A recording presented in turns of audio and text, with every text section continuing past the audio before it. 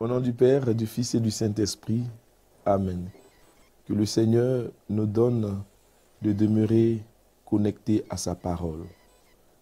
Partageons ensemble le livre d'Isaïe, Isaïe le chapitre 41, le verset 10, qui dit « N'aie pas peur maintenant, car je suis avec toi.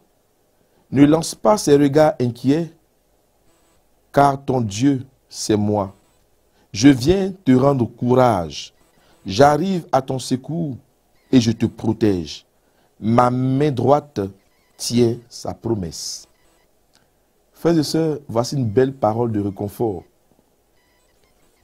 Isaïe s'adresse au peuple d'Israël qui avait connu un temps de désastre et effrayé par tout le mal qu'ils ont pu endurer. Ils ont été tellement éprouvés qu'ils étaient terrés dans la peur. Un peuple qui tremblait. Et comme pour beaucoup d'entre nous, nous entendons beaucoup de nouvelles autour de nous. Des nouvelles pas bonnes surtout. Des choses qui tendent à nous effrayer, à nous faire trembler, à nous faire peur. Si bien que sur notre couche, la nuit, nous ne dormons pas. Certains même à cause de la peur, se voient en train de veiller dans des prières parce que le cœur n'est pas en paix. La peur de ce que ces mauvaises nouvelles se réalisent.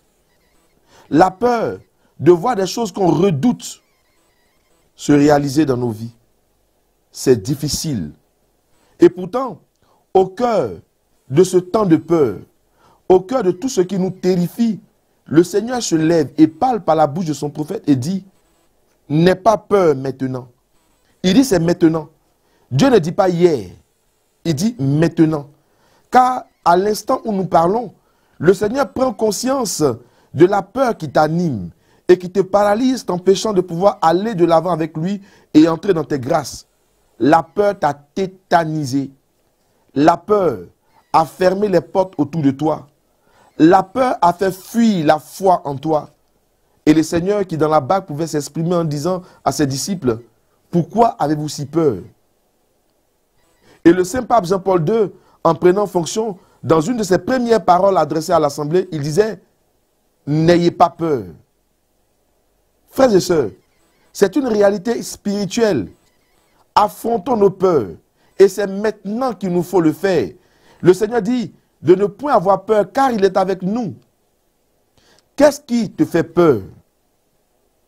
C'est le temps d'analyser notre vie, de rentrer en nous-mêmes et de voir les domaines où nous avons si peur dans nos vies. Peur d'échouer, peur de ne pas réussir dans le domaine sentimental, peur de ne pas réussir dans le domaine professionnel, la peur de manquer l'estime des uns et des autres.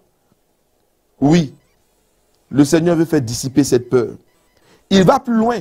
Non seulement en faisant dissiper cette peur, Dieu veut nous rendre courage. Face à la peur, face à tout ce qui nous terrifie, il n'y a qu'une seule chose que le Seigneur nous conseille. Prends courage. Et il pouvait le dire à Josué, devant l'adversité, n'aie pas peur. Mon serviteur Moïse est mort. Mais si tu veux conduire le peuple d'Israël, attache-toi à ma parole.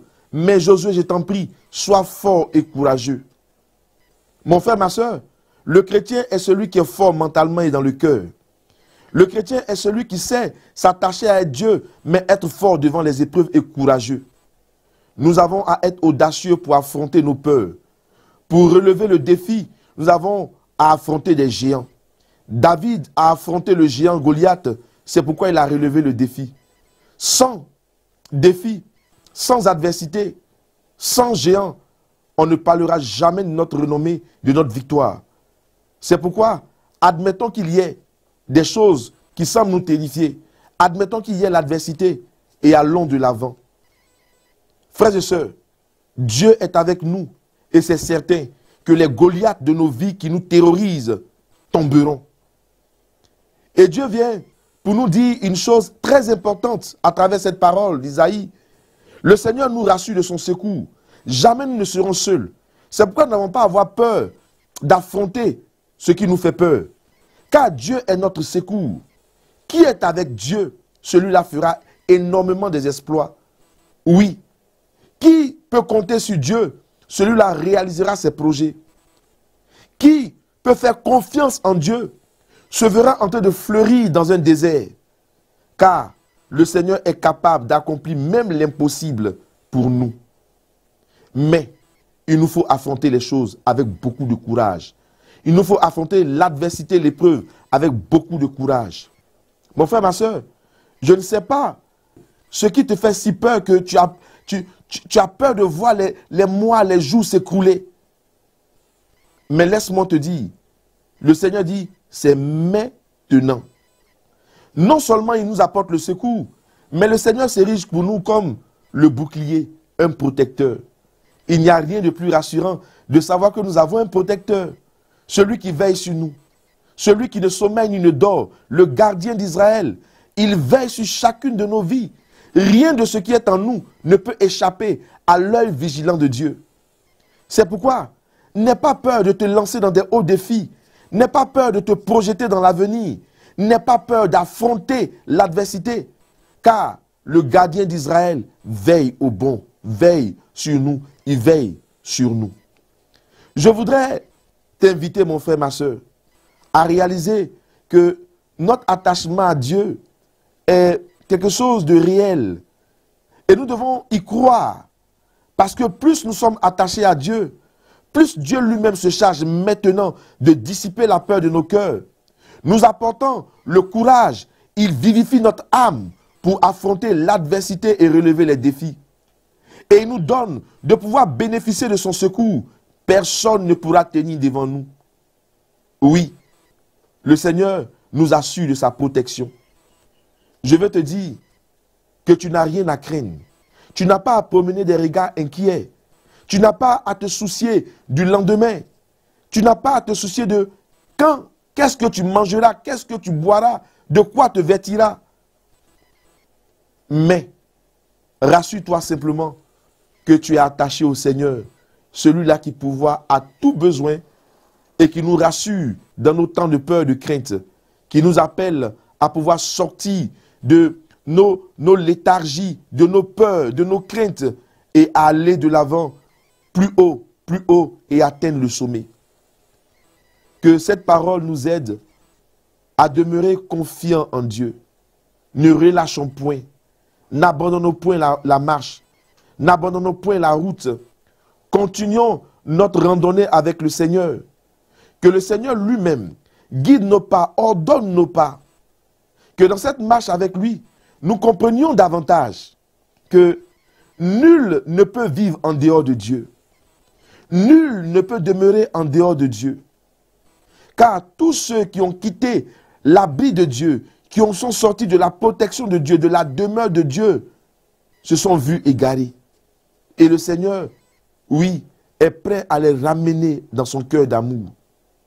Je voudrais t'inviter à ne pas être ce fils prodigue qui a longtemps désiré sortir de la maison de son père, c'est-à-dire de l'intimité de son père.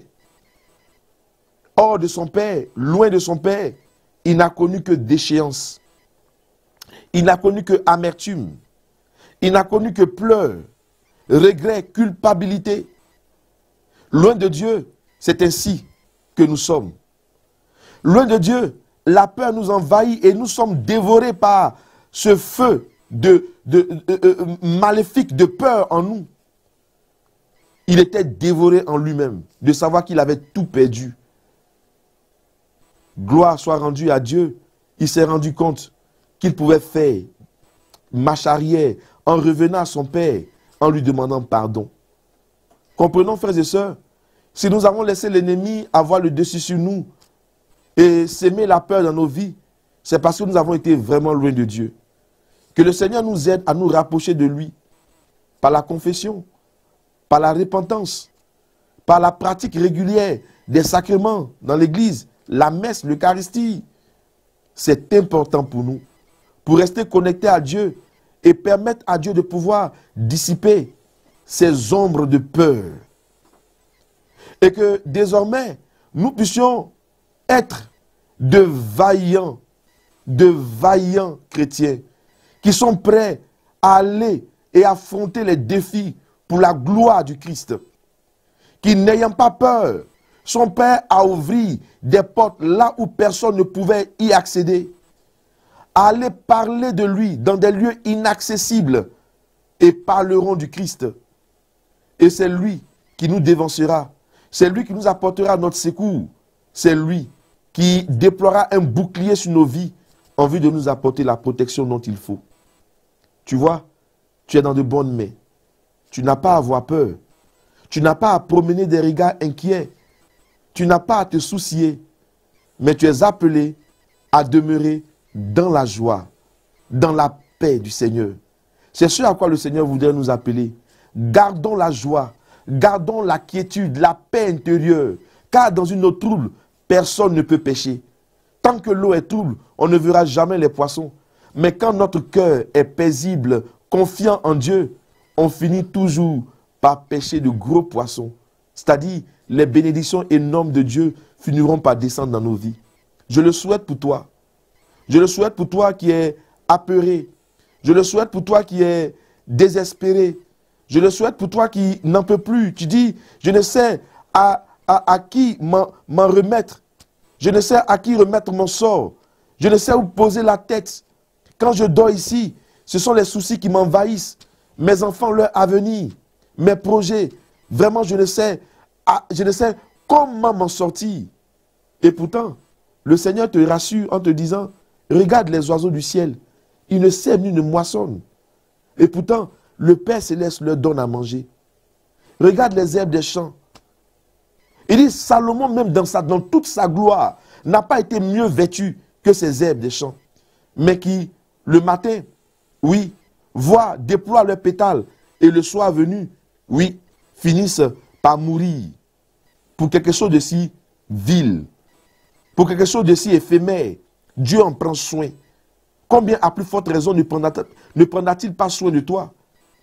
Tu as du prix aux yeux de Dieu. Dieu ne va pas te laisser être terrifié par la peur.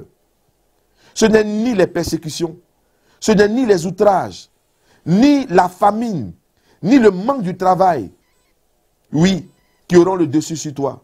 Parce que Dieu est ton secours. Il dit, je suis venu maintenant, dissiper la peur dans ton cœur. Accueille cet appel, accueille cette parole, et laisse-toi transformer au-dedans de toi par cette parole, car Dieu veut le meilleur pour toi. Les plans de Dieu, oui, sont des plans merveilleux, et ces bénédictions ne sont point suivies de chagrin.